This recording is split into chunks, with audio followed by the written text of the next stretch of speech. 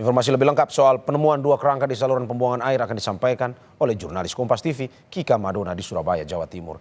Kika, selamat siang. Polisi masih melakukan identifikasi terhadap temuan kerangka manusia.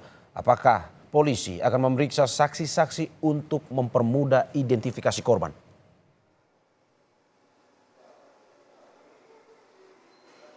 Ya, Mario dan juga saudara, pemeriksaan saksi-saksi sudah dilakukan setelah olah TKP yang dilakukan pada hari Rabu lalu. Karena memang untuk temuan dari jenazah berbentuk kerangka ini sudah terjadi sejak hari Rabu sekitar pukul 5 sore. Pemeriksaan saksi-saksi ini dilakukan terutama terhadap penjaga pintu air, lalu juga terhadap warga sekitar.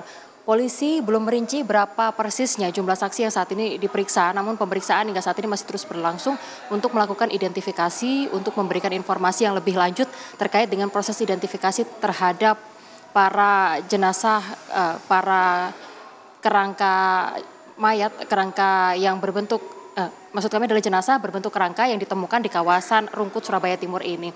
Sementara itu tadi juga disebutkan oleh pihak kepolisian bahwa dari hasil identifikasi memang ditemukan sejumlah potongan-potongan kerangka manusia yang jumlahnya kurang lebih sekitar 21 potongan yang berdasarkan hasil identifikasi tersebut kemudian didapatkan informasi sementara atau berdasarkan hasil sementara ditemukan bahwa jumlah kerangka manusia tersebut berasal dari 2 sampai dengan 3 orang.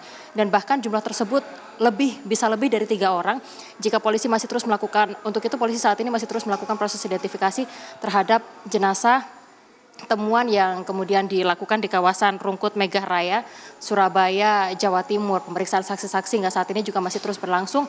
Harapannya masyarakat yang kemudian melaporkan adanya kehilangan anggota keluarga ini bisa segera melaporkan untuk membantu proses identifikasi.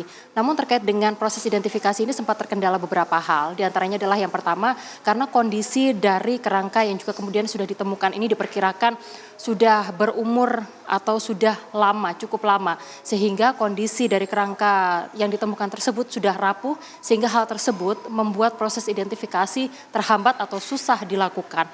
Lalu kemudian yang kedua, kerangka tersebut sebagian besar sudah kosong di dalamnya sehingga hal tersebut membuat proses identifikasi juga sempat terkendala oleh para petugas yang saat ini sedang melakukan proses identifikasi di Rumah Sakit Bayangkara Polda Jawa Timur. Saat ini untuk melakukan proses identifikasi terhadap para jenazah berbentuk kerangka manusia ini dilakukan oleh tim Inafis Polda Jawa Timur dan juga dari Bidokas Polda Jawa Timur yang juga kemudian melakukan proses identifikasi untuk menentukan apa jenis kelamin dari masing-masing jenazah yang juga kemudian ditemukan, lalu juga penyebab kematian. Apakah ada unsur kejahatan di dalamnya, ataukah ini lokasi atau jenazah yang ditemukan dalam bentuk kerangka tersebut karena memang ada makam di lokasi tersebut. Mengingat kalau dilihat dari lokasi dari tempat kejadian perkara di kawasan Pompa Rungkut Megah Raya, Surabaya, Jawa Timur ini, lokasi ini sempat tertutup selama kurang lebih sekitar 1 bulan karena ada proses renovasi di dalam rumah pompa tersebut.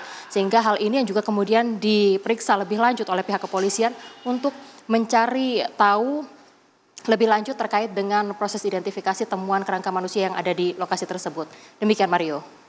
Ya Kika, identifikasi masih terus dilakukan pihak kepolisian. Tetapi apakah sudah ada laporan orang hilang yang diterima polisi terkait temuan ini?